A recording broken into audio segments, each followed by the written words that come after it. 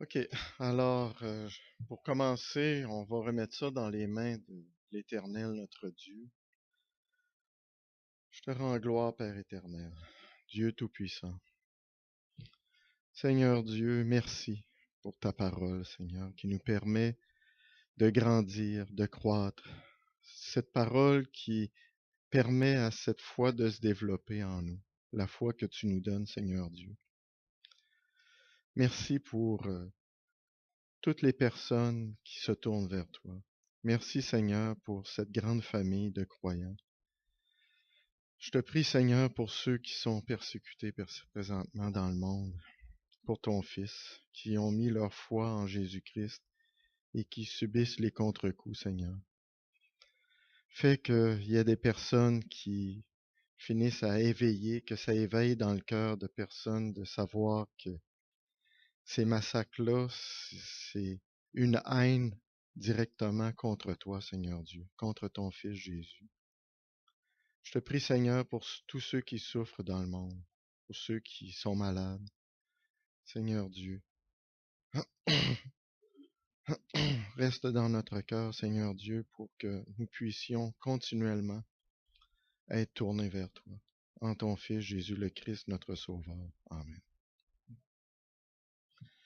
Alors, je vais continuer sur les prédications sur le chapitre de Marc.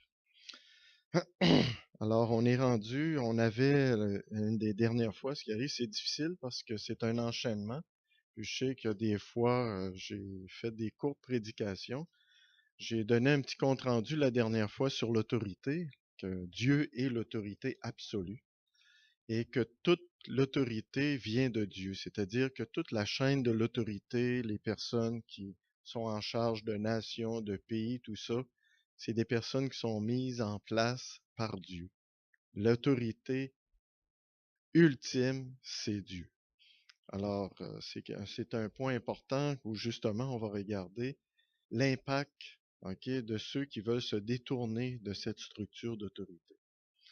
Alors, un peu avant, on avait vu Marc, chapitre 1, versets 12 et 13.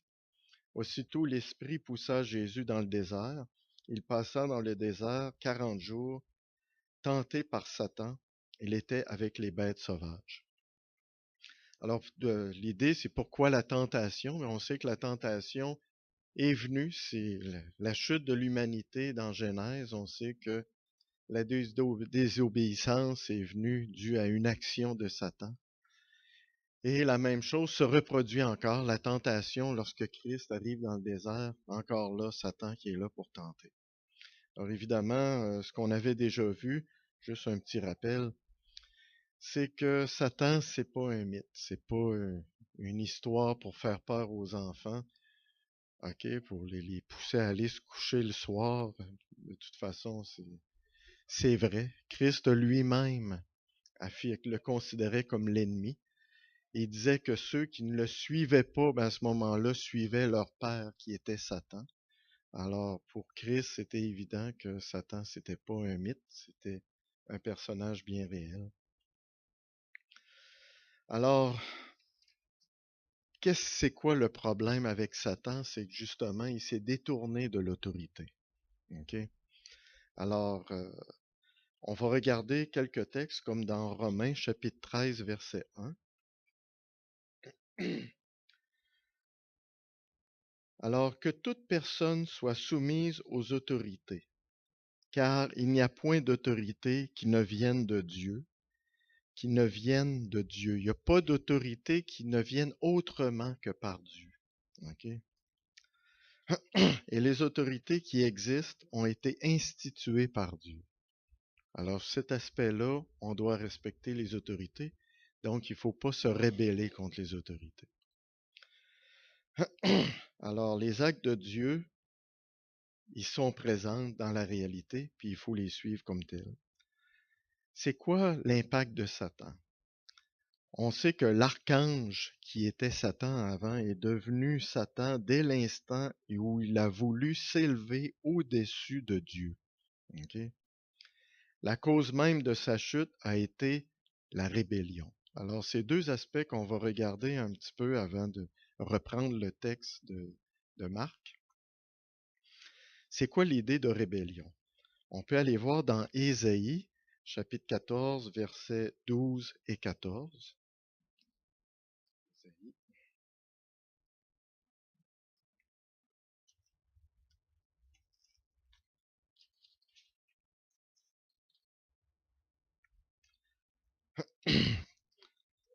OK.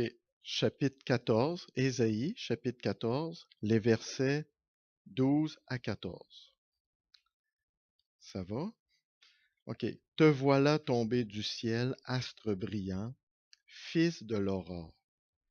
Tu es battu à terre, toi le vainqueur des nations. Tu disais en ton cœur, puis ça c'est extrêmement important, tu disais en ton cœur, je monterai au ciel, j'élèverai mon trône au-dessus des étoiles de Dieu. Je m'assiérai sur la montagne de l'assemblée, à l'extrémité du septentrion. Je monterai sur le sommet des nues, je serai semblable au Très-Haut. Alors, l'idée de vouloir aller au-dessus de l'autorité, en fait, ce qu'il voulait prendre, c'est la place de l'autorité divine. Le symbole de l'autorité, évidemment, c'est le trône. Le trône de Dieu est le symbole et le fait que Dieu est l'autorité absolue. C'est un acte de rébellion. Ça, c'est une chose qu'il faut être conscient parce qu'il y a une différence entre la rébellion et le péché comme tel. La rébellion, c'est non seulement faire une erreur, on va regarder un peu parce que Satan a commis un péché, mais il a commis aussi la rébellion. Puis la rébellion, c'est l'acte le plus répréhensible. Il n'y a pas d'avenue, il n'y a pas de salut pour la rébellion incontournable des anges qui sont rébellés contre Dieu. Okay? Contrairement à nous, les hommes, on est pris dans le péché, on est sous l'emprise du péché, puis grâce à Jésus-Christ qui est mort sur la croix, on en a été délivré. Il y a donc cette possibilité d'être délivré du péché. Mais il faut être attentif à ne pas se rebeller contre Dieu. C'est un acte, ok, vraiment pire que le péché comme tel. On va juste aller voir un petit peu un passage qui met l'accent sur la manière dont Satan a violé l'autorité, mais sous la forme du péché comme tel. Okay? Alors, ça se trouve dans Ézéchiel, chapitre 28. On va aller dans Ézéchiel, chapitre 28.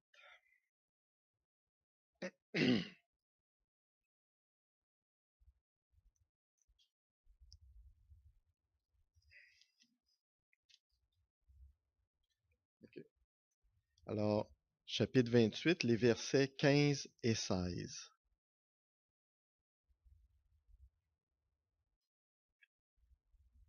OK? Tu as été intègre dans tes voies depuis le jour où tu fus créé jusqu'à celui où l'iniquité a été trouvée chez toi. Donc ça montre, OK, d'une façon certaine que Satan avant était juste vis-à-vis de Dieu. Il suivait Dieu, OK? Il était sous l'autorité de Dieu. Jusqu'au jour où l'iniquité a été trouvée chez toi. Par la grandeur de ton commerce, tu as été rempli de violence et tu as péché. Je te précipite de la montagne de Dieu et je te fais disparaître, chérubin protecteur du milieu des pierres étincelantes. Alors c'est justement ça, c'est une action de péché. L'iniquité a été trouvée, l'injustice, OK, a été trouvée en lui. Alors, à ce moment-là, ce second passage-là décrit surtout le péché de Satan contre la sainteté de Dieu. Okay? Tout péché est une atteinte à la sainteté de Dieu. Okay? Dieu est saint. Qu'est-ce que ça veut dire être saint? C'est ça. C'est exactement, sans défaut. C'est que tout simplement, c'est que si on vise, par exemple, selon la volonté de Dieu, on va voir l'aspect de l'importance de la volonté de Dieu. Lorsqu'on suit la volonté de Dieu, tout simplement, c'est comme lancer une flèche exactement au milieu de la cible. on fait exactement ce que Dieu veut qu'on fasse. Donc, c'est une action de sainteté. Juste dévier un peu de ça, OK? Donc, automatiquement, dévier, on manque la cible, puis à ce moment-là, c'est une atteinte à la sainteté de Dieu. Il y a un des aspects qu'on va regarder, c'est Adam et Ève. On va revenir dans Genèse, puis on va regarder, c'est dans le chapitre 2, OK, de Genèse. Genèse chapitre 2. Ah non, c'est chapitre 3, je m'excuse. Oui, chapitre 3. Genèse, chapitre 3.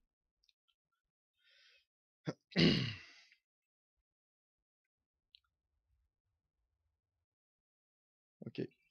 Alors, on voit par exemple ici la femme qui est aux prises avec le serpent. Alors, si on commence, on va lire tout simplement à partir du premier verset. Le serpent était le plus rusé de tous les animaux des champs que l'Éternel Dieu avait fait. Il dit à la femme, Dieu a-t-il réellement dit, vous ne mangerez pas de tous les arbres du jardin? OK? Alors, si on regarde ce que Satan est en train de dire, vous ne mangerez pas de tous les arbres du jardin. Est-ce que c'est ce que Dieu a dit? Non. OK? On peut regarder, par exemple, quand Dieu a justement donné ce règlement à l'homme, OK? Il a dit tout simplement que vous pourrez manger de tous les arbres du jardin, OK? Alors, c'est positif. Il autorise à pouvoir manger du fruit de tous les arbres du jardin, sauf de l'arbre de la connaissance du bien et du mal. Alors, voyez, c'est là une atteinte, c'est là qu'on voit l'iniquité, l'atteinte, OK, à la sainteté de Dieu. L'importance de ne jamais déformer ce que Dieu dit. La parole de Dieu, il faut la respecter intégralement. D'ailleurs, on voit un petit peu plus loin, justement, dans la réponse de Ève. OK? Dieu a dit, ça c'est dans dans le troisième verset. Mais quant au fruit de l'arbre qui est au milieu du jardin, Dieu a dit, vous n'en mangerez point et vous n'y toucherez point de peur que vous ne mouriez.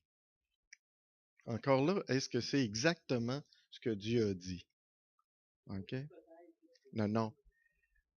Il a dit que vous mourrez certainement. OK? Alors, voyez les petites nuances. OK? Quand on parle de manquer la cible, on est exactement à côté de la cible. Donc, c'est une atteinte à la sainteté de Dieu. Il faut être rigoureux dans la compréhension de la parole. OK? Alors, c'est un petit exemple qui montre très bien à partir de comment on peut vraiment dévier de la parole de Dieu comme telle.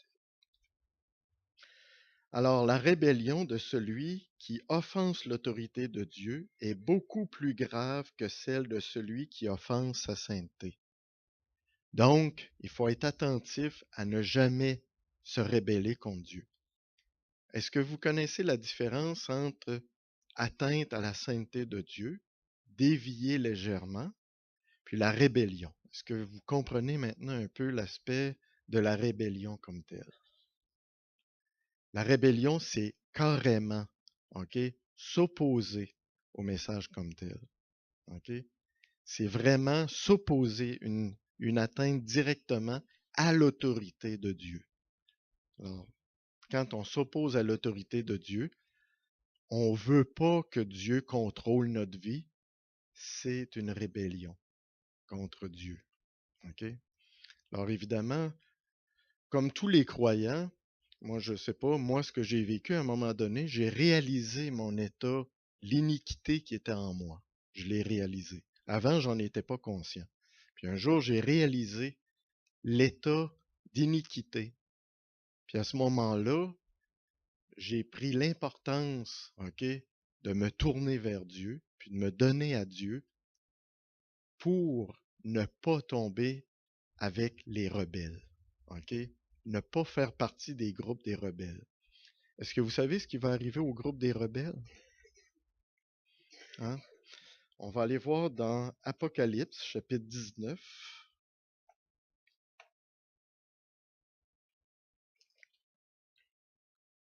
Je m'excuse si je parle bizarre, mais c'est parce que j'ai un peu le rhume.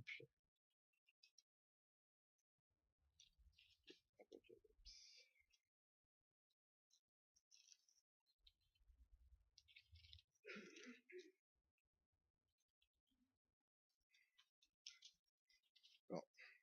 Alors, chapitre 19, versets 19 à 21.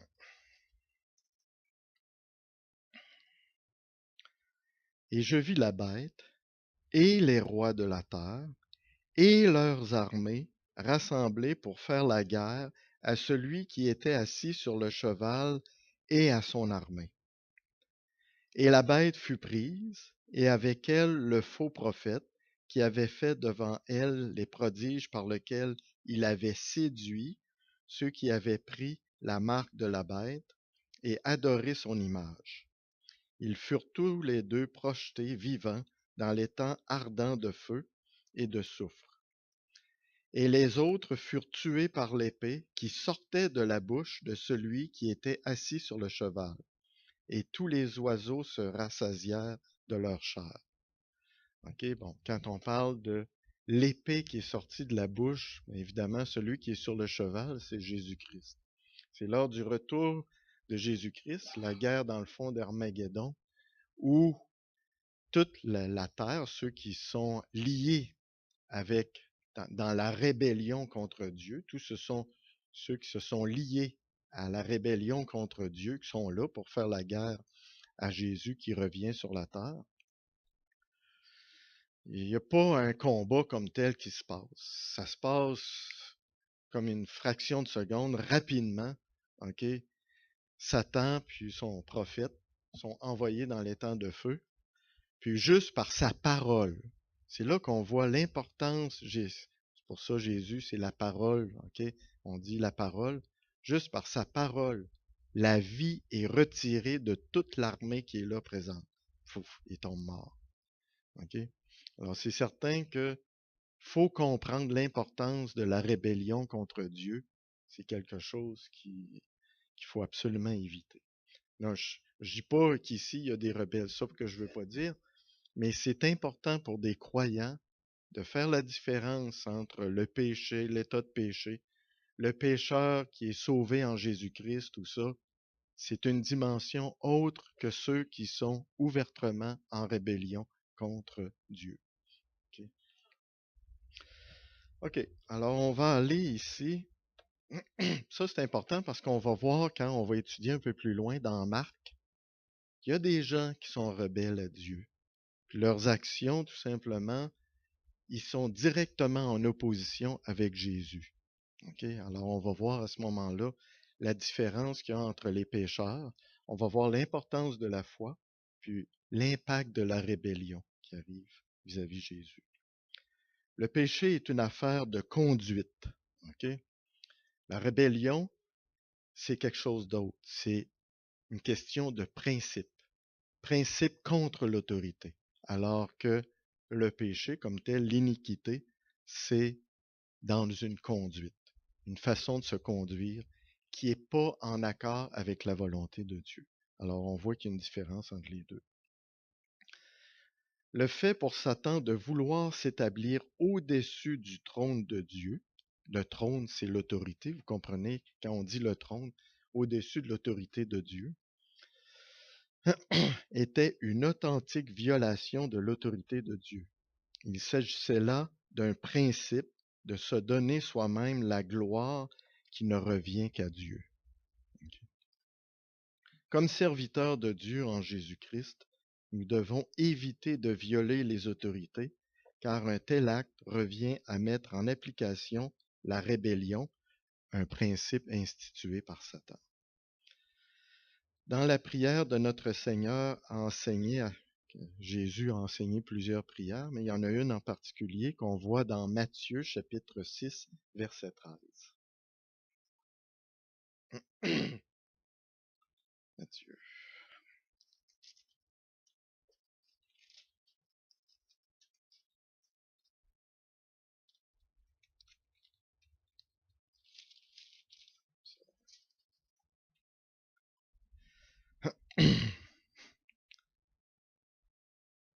OK. Alors, la prière comme telle, bon, on peut commencer un peu avant, là. Chapitre 9, OK? Tout le monde, vous comprenez, connaissez cette prière-là. Alors, chapitre 6, pardon, verset 9. Voici donc comment vous devez prier.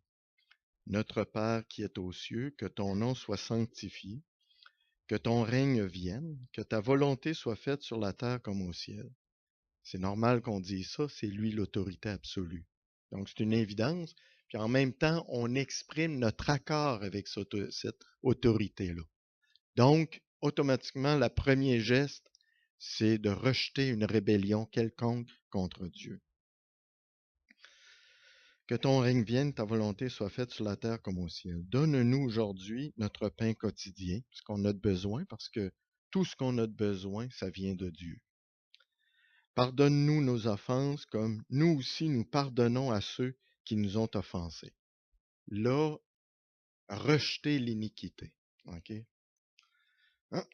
Ne nous induis pas en tentation, mais délivre-nous du malin.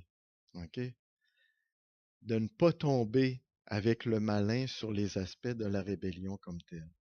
Car c'est à toi qu'appartiennent dans tous les siècles le règne, la puissance et la gloire. Voyez, automatiquement, on exprime là que c'est Dieu qui est l'autorité. OK?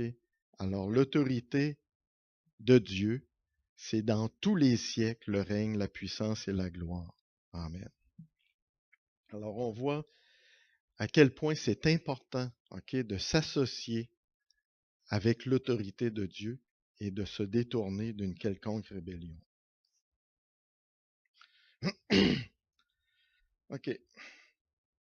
Ne nous induis pas en tentation se réfère à l'œuvre de Satan. OK?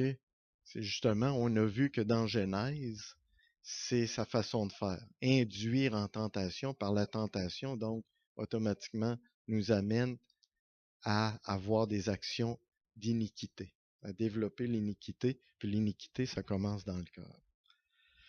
Puis délivre-nous du malin, se réfère à rejeter absolument Satan comme tel. OK. Alors, on va regarder encore un peu l'aspect, la controverse de l'autorité. La plus grande des choses que Dieu demande à l'homme, OK? Quand on dit qu'on suit l'autorité de Dieu, comment on la suit, l'autorité de Dieu?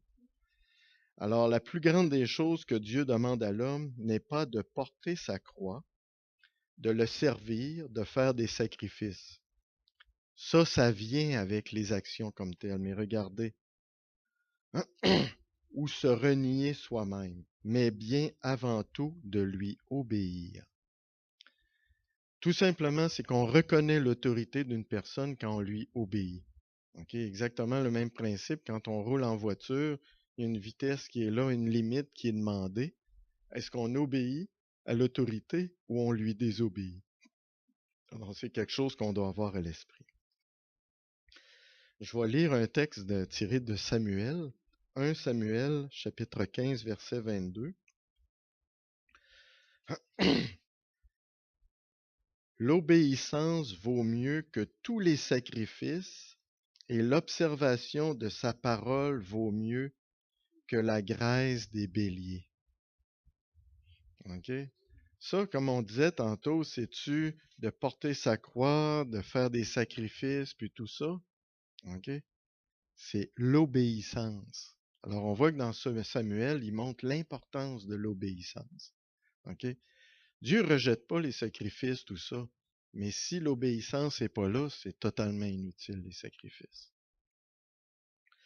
Alors, pourquoi donc Samuel dit-il que l'obéissance vaut mieux que les sacrifices? Tout simplement parce qu'au sein même du sacrifice, on peut trouver encore un élément de volonté personnelle. Prenons par exemple que je décide, ah ben là, j'ai un petit surplus d'argent, je vais donner 1000 dollars à l'Assemblée, puis tout ça. Puis là, ben, je viens en avant, puis je dis, ben, voyez, je donne 1000 $ à l'Assemblée. Est-ce que c'est un sacrifice que je fais là? Non, je me rends gloire à moi-même. C'est pas une obéissance à Dieu. J'obéis pas à Dieu à rendre gloire à Dieu, tu comprends? Ça, j'aurais dû le faire dans le secret. Alors, vous voyez que même dans un geste qui est un sacrifice, je me suis sacrifié à donner un montant d'argent, mais je me suis arrangé pour que la gloire me revienne. C'est un exemple que je donne en vie. Seule l'obéissance honore vraiment Dieu parce qu'elle est centrée uniquement sur la volonté de Dieu. Pour que l'autorité puisse s'exprimer pleinement, il faut qu'il y ait soumission à l'autorité. Obéir, on se soumet à l'autorité. Un autre point important, l'obéissance suit la foi. On sait que la foi, ça vient de Dieu. OK? Est-ce qu'on a un travail à faire vis-à-vis la foi?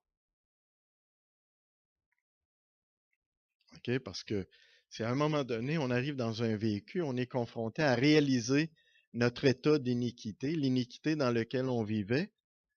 Puis là, tout simplement, Dieu, on sait que c'est l'Esprit de Dieu qui vient dans notre cœur porter une action. Tu comprends?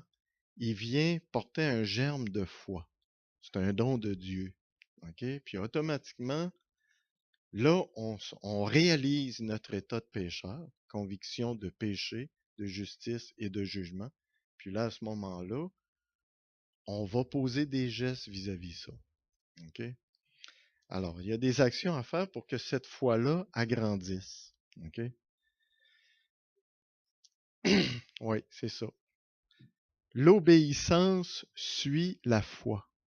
OK? On sait que la foi, qu'est-ce que ça nous a permis? C'est on croit en Dieu, on croit en Jésus-Christ, on croit que Jésus-Christ est mort sur la croix pour que un pécheur, quelqu'un qui a l'iniquité comme moi, OK, puisse, à travers lui, OK, avoir la vie éternelle. Donc, l'action de la foi. Qu'est-ce qui va suivre après ça? C'est l'obéissance, la soumission à ça. OK? Ça vient naturellement, on est amené à vouloir suivre, OK, la volonté de Dieu. Mais, quand je dis qu'il y a quelque chose qui doit croître, qu'est-ce que c'est? C'est la connaître, la volonté de Dieu. OK? Donc, à ce moment-là, c'est là qu'on va voir, c'est important que je couvre ça parce qu'au fur et à mesure qu'on va avancer dans Marc, on va voir que Jésus nous montre beaucoup d'exemples, d'événements, OK, qui arrivent où les personnes décident de suivre Dieu ou de ne pas suivre Dieu, obéir ou désobéir. On va voir, puis exprime très bien, clairement, la volonté de Dieu. Puis là, tu vois automatiquement les personnes qui acceptent la volonté de Dieu, se soumettent ou bien se détournent de la volonté de Dieu.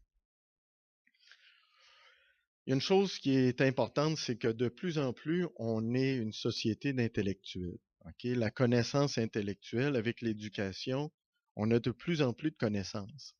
Ça nous amène à faire une certaine erreur comme telle, c'est de fonctionner par la raison. Okay? On en arrive à croire, puis ça depuis le 19e siècle, on est arrivé à croire qu'on peut résoudre tous les problèmes grâce à la science. Hein, la science va résoudre tous les problèmes. Toutes les maladies vont être soignées par la science. C'est-tu vrai, ça? Ça, c'est du scientisme, c'est pas de la science. OK? C'est du scientisme, c'est une idéologie, c'est une philosophie, ça n'a absolument rien à voir avec la science comme telle. C'est un mensonge qu'on se compte, OK? À croire qu'on va pouvoir résoudre par la raison. OK? Alors, celui qui marche par la raison et par la vue suit le chemin de la raison, comme les philosophes. Celui qui obéit à l'autorité de Dieu marche par la foi qui est le chemin spirituel. OK? Évidemment, si vous ne croyez pas aux choses spirituelles, vous êtes mal parti, mais en tout cas. Alors, on voit que d'obéir à l'autorité, ça nous permet de marcher par la foi. La foi, c'est ce petit plus-là que Dieu a mis dans notre cœur, que croire qu'il y a un chemin qui est là, qui est tracé, un chemin qu'on peut suivre, mais qu'on ne peut pas comprendre. OK? L'attitude, mettons que j'arrive et dis, ben là, Louis, tu vois l'arbre du bien et du mal, la connaissance du bien et du mal, je veux pas que t'en manges, parce que sans ça, c'est certain que tu vas mourir. OK? Excusez-moi si je veux pas déformer la parole de Dieu, je le dis un petit peu plus friendly, mais c'est certain qu'il faut le prendre comme la parole de Dieu comme telle. Si j'ai une attitude à dire pourquoi, OK? Une attitude de raison, c'est parce qu'il y a des choses qui sont peut-être au-dessus de ma compréhension. Le monde spirituel, OK, est inaccessible aux yeux et à notre raison. OK? Donc, de demander des pourquoi sur des choses qui sont au-delà de ma capacité de raisonner, de ma capacité de comprendre, de voir les choses, ben, automatiquement, je me mets dans une position où je vais avoir la possibilité de désobéir à Dieu. Le premier réflexe vis-à-vis quelque chose qui est spirituel, c'est obéir. On n'a pas le choix. Okay? Ben, on a le choix, mais c'est le chemin qu'on doit prendre, le chemin de l'obéissance. C'est pas facile, c'est certain. Okay? Mais si on s'enfarge, si on a de la difficulté, il y a la prière, s'associer à Dieu. D'ailleurs, on va le voir dans la de Jésus-Christ, c'est énorme, toujours la relation, de toujours être connecté avec Dieu pour arriver à passer à travers les événements. On va voir que c'est absolument ça. Celui qui marche par la raison ne peut pas suivre le chemin spirituel car ce dernier est au-dessus du raisonnement humain.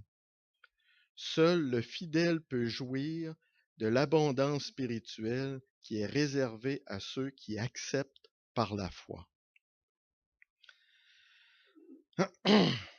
De se plier et d'obéir à l'autorité divine sans se poser le pourquoi. Les yeux des désobéissants sont assez vifs, mais ils ne voient que la stérilité du désert. Okay?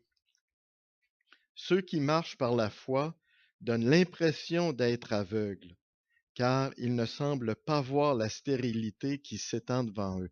Le désert, c'est les difficultés de la vie, puis tout ça, les épreuves qu'on rencontre. Mais les yeux de la foi discernent la bonne promesse qui se tient au-delà du désert. C'est uniquement par la foi qu'on peut avoir ça. Dernière chose à propos de la rébellion, puis après ça, on va voir l'appel de Dieu. Okay? C'est la rébellion, c'est contagieux. Okay? Ça, je sais, on le voit assez bien parce que la façon comme là, cette semaine, le syndicat demandait à tous les syndiqués, les employés syndiqués, de faire une manifestation illégale, c'est hors la loi, c'est de faire une journée de grève, une journée qui n'est pas légale. Ce qui arrive, c'est que la loi exige que ce soit prévenu d'avance que telle journée va être utilisée. Alors, ils ont décidé pour la journée du 1er mai de faire une manifestation, tout simplement de faire une journée de grève, même si elle n'est pas légale. Leur point de vue, ce qui arrive, c'est que plus il y a de monde qui embarque là-dedans, mieux c'est. Okay? Alors l'idée, c'est qu'ils partent l'idée, il faut faire quelque chose, c'est une manipulation de l'esprit toujours, c'est qu'il faut faire quelque chose, ça n'a pas d'allure, l'austérité qui s'en vient, il faut faire quelque chose, il faut empêcher ça. Okay? Alors là, par les arguments, il embarque de plus en plus de monde, puis à un moment donné, on se retrouve avec une foule qui sont contaminés par l'esprit de rébellion. OK? C'est quelque chose qu'il faut faire attention. La rébellion, c'est contagieux. Juste regarder, par exemple, Satan, sa rébellion. Est-ce qu'il a été tout seul, Satan? Non. Il a réussi à mener avec lui le tiers des anges. OK? C'est pas rien, ça. Puis il faut réaliser que tous les anges sont en présence de Dieu. Ils voient Dieu. Ils connaissent l'autorité de Dieu.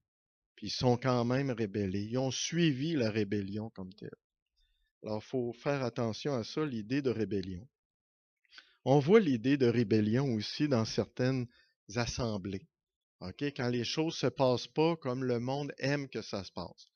Ah ben là, on est mieux que ça se passe peut-être à 10 heures ou Tu sais, alors à ce moment-là, ah, moi j'aimerais mieux 10h30, puis tout ça.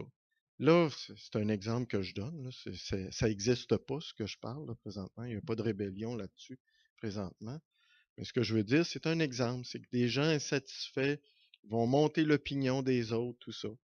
Alors, c'est fomenter un aspect de rébellion. Faut être conscient comme chrétien d'éviter ces choses-là.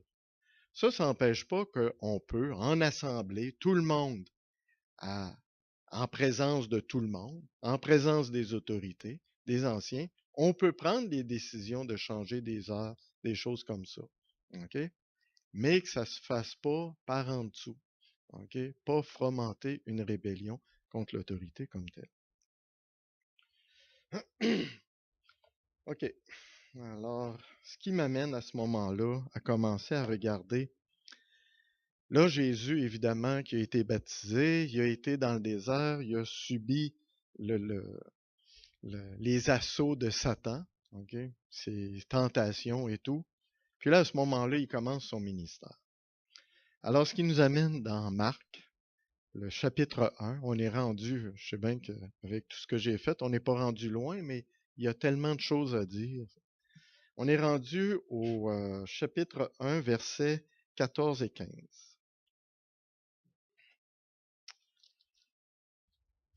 OK. Après que Jean eut été livré, Jésus alla dans la Galilée, prêchant l'évangile de Dieu. Il disait, le temps est accompli et le royaume de Dieu est proche. Repentez-vous et croyez à la bonne nouvelle. Remarquez ce qu'on dit ici, c'est intéressant. C'est après que Jean eut été livré. Jésus alla dans la Galilée, prêchant l'évangile de Dieu. C'est Jésus qui prêche l'évangile de Dieu en disant, le temps est accompli, le royaume de Dieu est proche, repentez-vous et croyez à la bonne nouvelle. On va regarder quelques aspects ici. Il y a certains aspects que vous êtes familiers, vous connaissez bien. Alors, la première fois que nous entendons la voix de Jésus, c'est proclamer repentez-vous et croyez à la bonne nouvelle. Bon, se repentir, tout simplement, il faut comprendre, la repentance, c'est pas d'avoir des regrets. Okay? La plupart des croyants ici, vous êtes familiers de ça. La repentance, c'est de se détourner, OK, de ce que Jésus veut pas qu'on fasse pour se tourner vers ce que Jésus veut qu'on fasse. Se détourner de ce que Dieu veut pas qu'on fasse vers ce que Dieu veut qu'on fasse. OK? Oui, oui, Jean-Baptiste. Alors, il y a l'aspect de la bonne nouvelle. OK? Alors, c'est ça qu'il dit. Il dit croyez à la bonne nouvelle. Traduction du mot grec évangélion. OK? En fait, c'est en angelion. C'est le nom. Il y a deux mots là-dedans, en fait. Il y a en puis angelion. Ben, angelion, on sait avec ange, OK?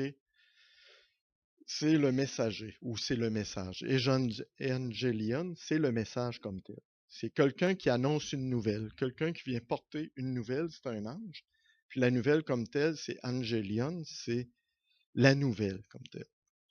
Puis le N, E-N, c'est de la joie. OK? C'est quelque chose de bon. C'est quelque chose de positif, c'est de la joie. Alors, dans le fond, euh, évangéliser, en angelion, c'est annoncer une bonne nouvelle. OK? Un mot, une nouvelle qui apporte de la joie. Bon, c'est pas quelque chose qui est apparu le jour où Jésus ou Jean-Baptiste, parce que dans d'autres textes, c'est mentionné aussi. C'est pas un mot qui a été inventé en grec, c'est un mot qui existait déjà. On a retrouvé dans des écrits, par exemple, des écrits pour ce qui est de l'empereur César Auguste. Quand il a été nommé empereur, ben, il y a le mot en angelion qui a été utilisé aussi. Donc, c'était un mot connu à l'époque, ce que ça voulait dire. Alors, ce mot, à l'époque, n'était pas employé dans un sens religieux. Une inscription de l'époque débute par ces mots, le commencement de l'évangile de César Auguste. OK? Le commencement de ce- quand il est devenu empereur. OK? Qui raconte l'histoire du couronnement de cet empereur romain-là. Alors, un évangile était le récit d'un événement qui changeait l'histoire de manière significative. OK? Quand la Grèce a été envahie, par exemple, par la Perse, elle a remporté les deux batailles. Il y a deux grandes batailles qui ont été livrées des Grecs contre les Perses. Il y a la bataille de Marathon. OK? Ceux qui ont vu les films, bon, c'est pas parfaitement historique, mais c'est quand même, ça donne une idée sur l'histoire. C'est le film 300. OK? C'est les 300 Spartiates, là. En fait, c'est... attends, c'est quoi le nom de... ouais, c'est ça, Léonidas. OK, la rue Léonidas, mais c'est ça, ça vient de là. Ouais. Bon, Léonidas, c'est justement, c'est le chef de ce groupe de 300 guerriers-là qui, à Marathon, ont arrêté une armée estimée à peu près à 20 000 hommes de 20 000 Perses. Tu comprends? Puis qui les a arrêtés, ça les a ralentis. Alors, c'était une bataille. Ils ont tous été massacrés, mais quand même, ils les ont arrêtés. Alors, ça a donné le temps à d'autres forces grecques de pouvoir s'organiser, s'équiper. Puis la bataille définitive, ça a été la bataille de l'île de Salamine. Okay, c'est un combat, une bataille navale qui a eu lieu où la flotte perse a été détruite. Puis à ce moment-là, ben, les Grecs là, ont gagné la victoire. Bon, là, évidemment, c'est... Puis c'est drôle parce qu'ils ont fait la suite de 300, qui est justement la bataille de Salamine. Alors, ceux qui sont intéressés à voir ça en vidéo. Alors, Alors, qu'est-ce qui s'est passé après la victoire? C'est qu'il y a des héros, OK? Des héros, des H-E-R-A-U-T, là, des héros qui sont promenés partout dans la Grèce, là, ils criaient partout bonne nouvelle, mais c'était Evangelion, là. Tout simplement, c'est que il disait quelque chose, nous avons combattu pour vous et avons gagné, et désormais, vous n'avez plus, vous n'êtes plus des esclaves pour les Perses. Vous êtes libres. C'est intéressant, hein? Ben, est-ce que vous voyez la relation, la bonne nouvelle, l'évangile de Jésus-Christ? La bonne nouvelle, c'est que Jésus-Christ est mort sur la croix, OK? Pour qu'on est libre, OK, libéré de l'empreinte du péché, l'étreinte du péché qui nous amène à la mort. Puis à ce moment-là, par Jésus-Christ, on a la possibilité d'avoir la vie éternelle, OK, pour celui qui croit. Alors, c'est vraiment l'aspect d'une bonne nouvelle, une nouvelle qui apporte de la joie, OK? Ça, quand on pense ça, c'est avoir dans le cœur de quoi être joyeux, parce qu'on est libre. On est enfin libéré de la mort. OK? La différence entre le christianisme et les autres religions, OK, c'est marquant. Ou même l'absence de religion. Alors, on peut même mettre toutes les autres religions, puis l'absence de religion, vous comprenez l'athéisme à ce moment-là, d'un bloc, et le christianisme. Quelque chose qui est marquant, toutes les autres voies, les autres religions, les autres façons de voir la réalité sont faites de conseils, de raisonnements, d'arguments et de règles. Le christianisme est essentiellement une bonne nouvelle. Il n'y a pas d'autre religion qui annonce une bonne nouvelle comme quoi, parfait, vous êtes sauvés. Le musulman, par exemple, pour prendre ceux qu'on entend le plus parler, est-ce qu'ils sont sûrs d'avoir la vie éternelle? Absolument pas. Elle est où la bonne nouvelle? Au contraire, tout ce qu'il y a, c'est des recommandations à suivre, des règles à suivre, des choses à faire, des raisonnements à suivre. Bon, ben là, s'il y a tant de femmes, ben les femmes vont en enfer, tout ça, tu sais, ça finit plus, ça, c'est pour cette religion-là. Le bouddhisme, c'est pas mieux. C'est qu'il faut que tu, de plus en plus, développer l'être spirituel, tu comprends? En menant une vie de moine, Puis là, tu n'es même pas su, tu vas être réincarné, puis là, il faut que tu recommences. Puis si tu manques ton coup, ah ben là, tu rechutes. Puis là, tu es obligé de recommencer à travailler, puis tu ne sais jamais quand ça va aboutir. OK? C'est toutes des affaires qui ont... Alors, il n'y a aucune certitude. Tandis que le christianisme, il y a une certitude, une promesse. Une promesse de quelqu'un qui est saint, qui n'a aucune iniquité en lui, qui est parfaitement pur. Une promesse de quelqu'un qu'on sait qu'il va tenir sa promesse. C'est une certitude. La foi, là, c'est très proche de la certitude. OK? C'est certain qu'il y a des personnes qui ont le doute. On a juste à se rappeler, par exemple, à un moment donné, Jésus arrive à un endroit, puis là, il y a un jeune homme qui est possédé d'un démon. OK?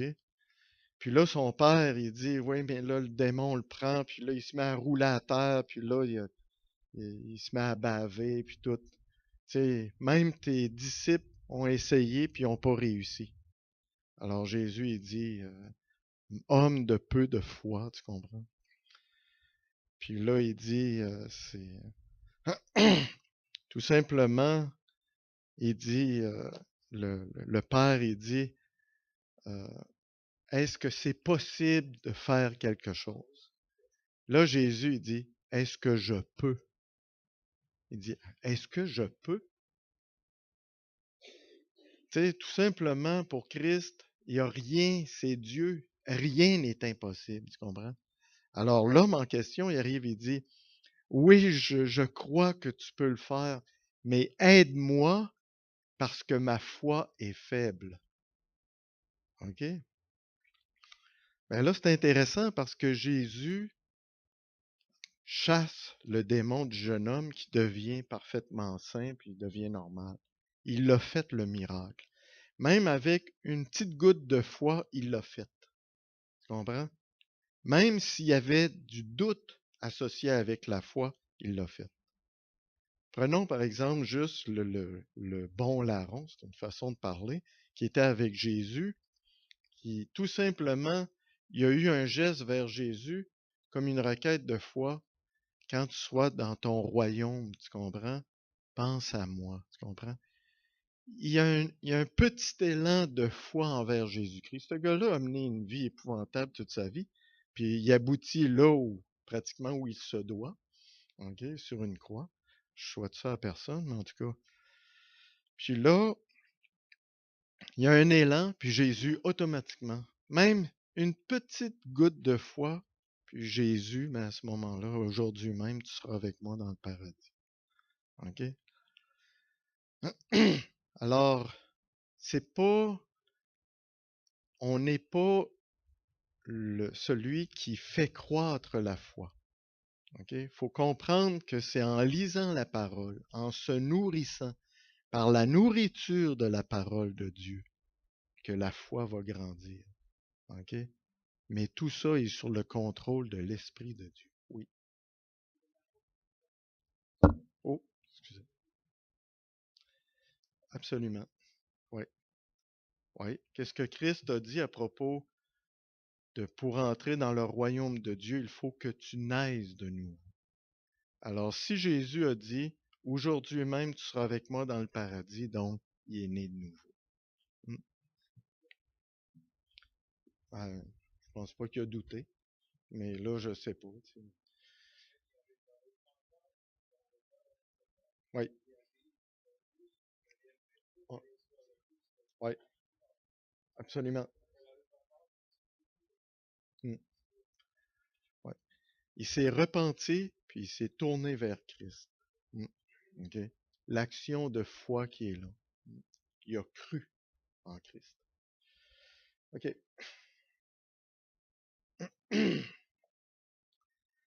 Alors, juste pour faire un dernier rappel, il est quelle heure? 11h15, ok, ça me donne le temps de conclure sur cet aspect-là. Les autres religions disent, voici ce qu'il faut faire pour vous rapprocher de Dieu. Voici comment vivre pour gagner votre salut. Voici comment vivre si vous décidez que Dieu n'existe pas. Ça, j'ai mis ça pour les athées, hein. Mais l'Évangile dit, voici ce qui a été accompli pour vous par Jésus-Christ. Hein, c'est vraiment différent.